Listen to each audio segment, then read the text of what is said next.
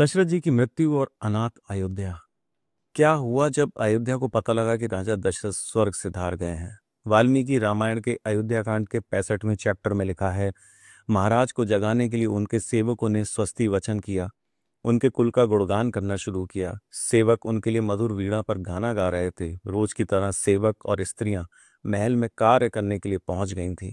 सोने के घड़ों में चंदन मिला हुआ जल लेकर राजा के कक्ष के सामने सेवक पहुंच गए थे।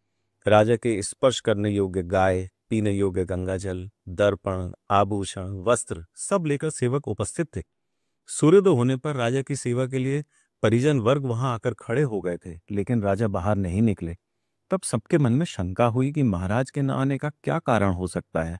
तब कुछ स्त्रियां दशरथ जी के कक्ष के अंदर गईं। उन्होंने राजा को स्पर्श किया तो उन्हें उनके शरीर में जीवन का कोई चिन्ह नजर नहीं आया। उन्होंने नाड़ी को छूकर देखा तो वहां भी कोई कंपन नहीं था।